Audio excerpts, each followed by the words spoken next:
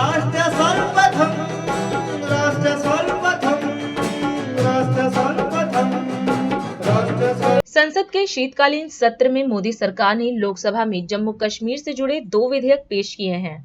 प्रदेश से अनुच्छेद 370 हटाने के बाद मोदी सरकार ने अब एक और बड़ा फैसला लिया है। मोदी सरकार ने जम्मू कश्मीर में कश्मीरियों को इंसाफ दिलाने की पहल शुरू कर दी है।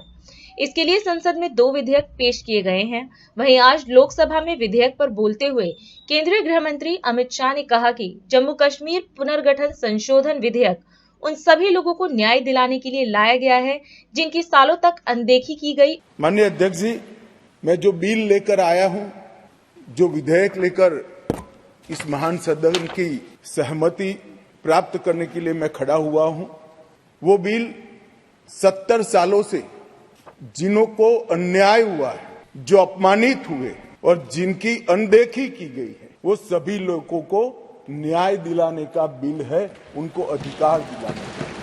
मान्यवर, आज जो बिल लेकर आया हूं, ये बिल के बारे में मैं थोड़ी पृष्ठभूमि भी बताना चाहता हूं।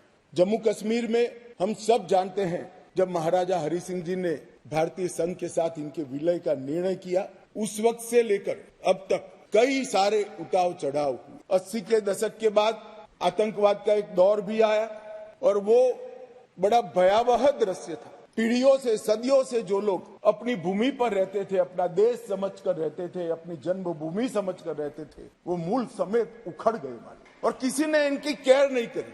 जब ये विस्थापित हुए, तब देश के अन्य हिस्सों में, अपने ही देश में शरणार्थी बनकर उनको जाना पड़ा।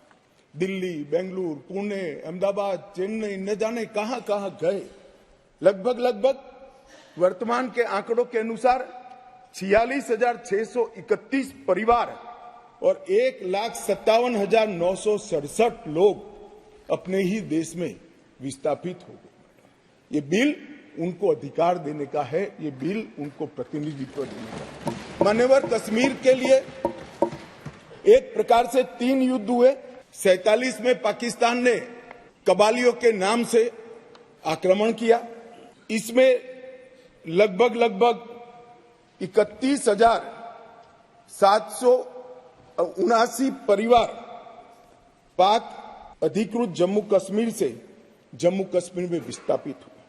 इनमें से 26,319 परिवार जम्मू कश्मीर में और 5,460 परिवार देश भर में फैल गए। वो पाकिस्तान के हमले के शिकार थे। इसके अतिरिक्त 1965 और 1971 में भी युद्ध हुए, उसमें और 10,065 परिवार विस्थापित हुए और कुल मिलाकर 48, 65 और 71 ये तीनों युद्धों में मान्यवर 41,844 परिवार विस्थापित हुए। परंतु ये बिल है, वो उनको अधिकार देने का बिल है, ये बिल उनको प्रतिनिधित्व देने का बिल है। आज वो लोग ऐसी स्थिति में नहीं है कि वो चुनाव लड़कर वहां की असेंबली में बैठ पाए। जो कहते हैं क्या हुआ धारा 370, कहां हुआ 5 और 6 अगस्त 2019 में ये हुआ कि इनकी सालों से न सुनने वाली आवाज नरेंद्र मोदी जी ने सुनी और आज उनको अधिकार मिला। जिस 5 और 6 अगस्त का बिल, इसी बिल का हिस्सा था न्यायिक डिलिमिटेशन। ये एक शब्द नहीं है, 2 शब्द जोड़कर बना है, क्योंकि पहले जो डिलिमिटेशन हुआ था वो इस तरह से था, एक कॉन्स्टिट्यूएंसी यहां बनी है और दूसरा ये वो कॉन्स्टिट्यूएंसी का हिस्सा 15 किलोमीटर दूर है।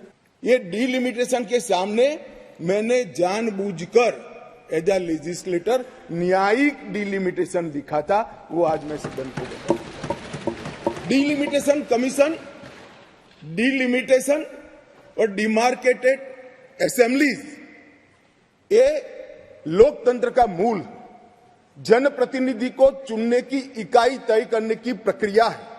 असेंबली जो बनती है, वहीं से मतदाता अपना प्रतिनिधि विधानसभा में भेजते हैं। अगर डिलिमिटेशन की प्रक्रिया ही पवित्र नहीं है, तो लोकतंत्र कभी पवित्र नहीं रह सकता मान्यवर। इसलिए इस बिल के अंदर हमने व्यवस्था करी थी कि डिलिमिटेशन, न्यायिक डिलिमिटेशन फिर से किया जाएगा। राष्ट्र